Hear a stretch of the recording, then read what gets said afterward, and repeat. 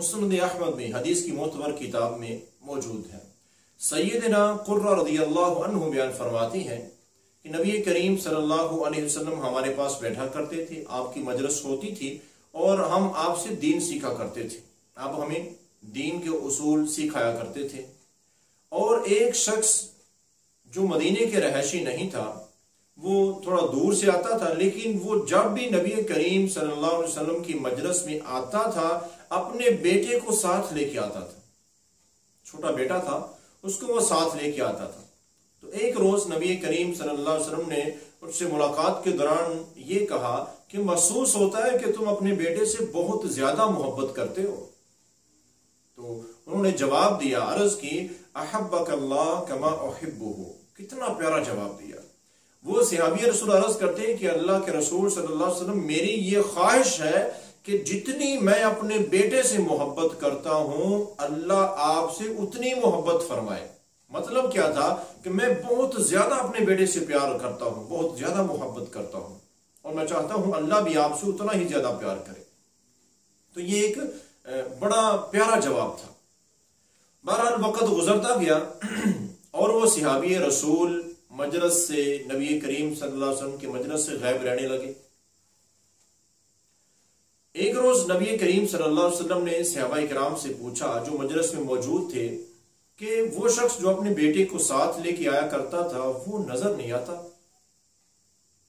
تو ایک صحابی رسول نے عرض کی کہ اللہ کے محبوب پیغمبر صلی اللہ علیہ وسلم جی، اس شخص کا وہ بیٹا فوت ہو گیا، شاید وہ اسی کے غم کی وجہ سے، یعنی کہ اس کا وہ بیٹا فوت ہو گیا جس سے وہ بڑی محبت کرتا تھا، جسے وہ ساتھ لے کے آیا کرتا تھا۔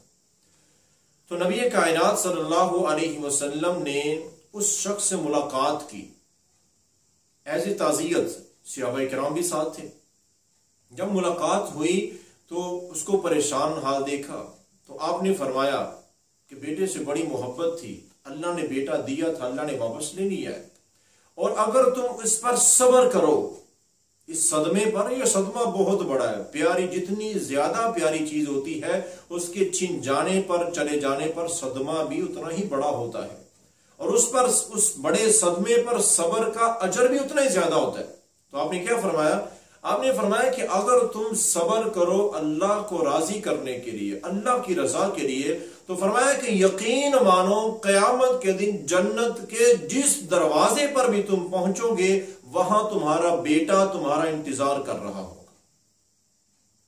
بہت بڑی آپ نے خوشخبری سنائی۔ لیکن صحابہ کرام جو اجر و ثواب کے متلاشی، ایک صحابی رسول عرض کرتے ہیں، اللہ خاصتاً یا نبی اللہ، اے اللہ کے پیارے نبی صلی اللہ علیہ وسلم، کیا یہ اجر اس بندے کے ساتھ خاص ہے؟ یہ اجر صرف اسی کو ہی حاصل ہے؟